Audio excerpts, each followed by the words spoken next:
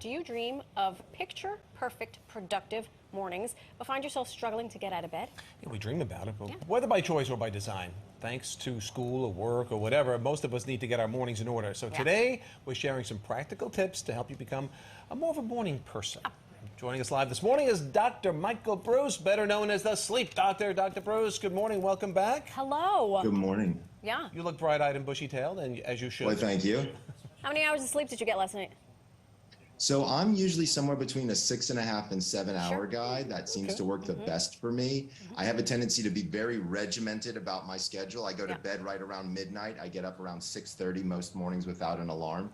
But you know, a lot of people come to me and they say, like, how do I become more of a morning person? How is something like that even possible? And there's actually some tips and tricks that I can give people. Well, we're gonna put you to the test because we're old friends. We've had you on this broadcast enough to know things like maintaining a consistent sleep schedule, getting as much light in as possible in the morning. But what if you're someone who struggles to fall asleep, even if you are going to bed at a decent time? Can we really train ourselves to fall asleep earlier? So the good news is that we can, but there's a few things you need to know about yourself first. So number one, something called your chronotype.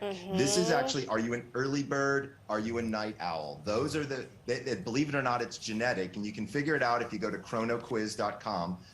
But if most people kind of know what they are or what they're not. If you're an extreme night owl, it's gonna be hard to go to bed earlier, but as a general guideline, if you can, pick a bedtime and then go to bed just 15 minutes earlier for 7 days. Then another 15 minutes earlier for 7 days, and you will slowly start to move your bedtime to kind of the area that you want to be.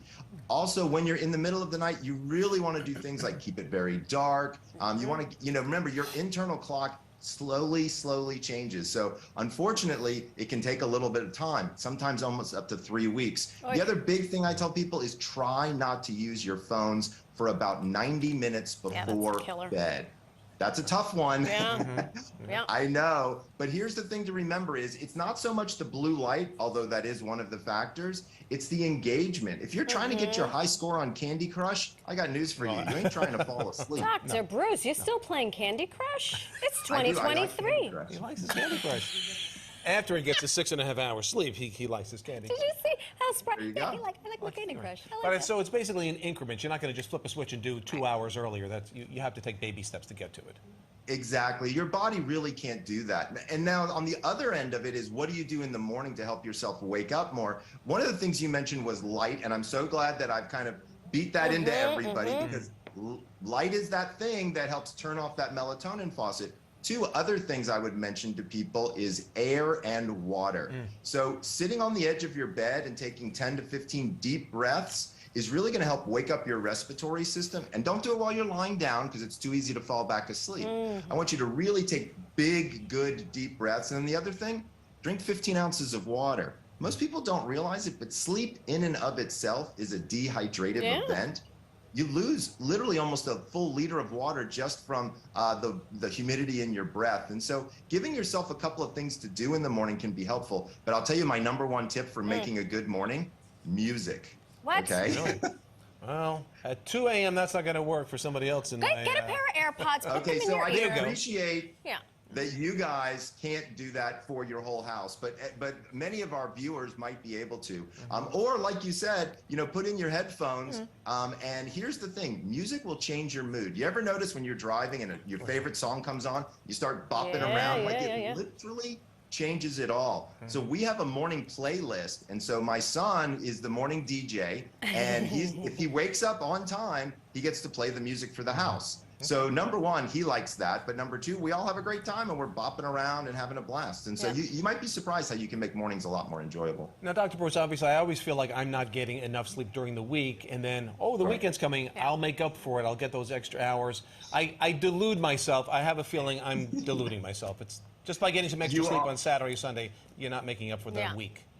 Yeah, so here's what I tell people is, in your situation as a journalist who wakes up at 2 o'clock in the morning, you're in a different boat than almost everybody else. For you, you might actually want to try to either catch up on the weekends or take naps during the daytime. But for the general public, catching up on the weekends doesn't actually work. There's been research studies to show that you think that you're actually more alert after catching up on the weekends. But when people do the assessments, memory is worse, mood is worse, attention is worse, and focus is worse. You don't think that it is, but I promise you, when you do the tests, it's not helpful. I've done the test. I think I'm a bear.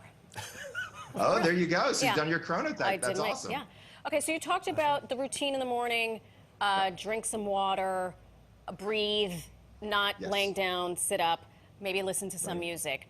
I wonder, though, before all of that, leading into the night before, dinner, and how much we eat, because how does that how does that affect our sleep, our ability to wake up the next day? So, as a general guideline, what I tell people is stop food roughly 2 hours before lights out. So no more food in your mouth 2 hours before lights out. Water is okay, especially if you need to take medication or medication gives you a dry mouth or something along those lines. But you really want to stop food approximately 2 hours before lights out. This allows for your body to kind of rest and digest and start to set your body up in a good way. Now, you also mentioned the amount of food. Really, lunch should probably be your bigger meal of the day if you can at all help it. You really don't want to load up right before bed because remember, when you fall asleep, your body is now having to process the food and do all of its recovery activities at the same time. So you're not going to get the depth of the sleep that you're looking for. Also, to be fair, there are some foods that can kind of make you have funky dreams.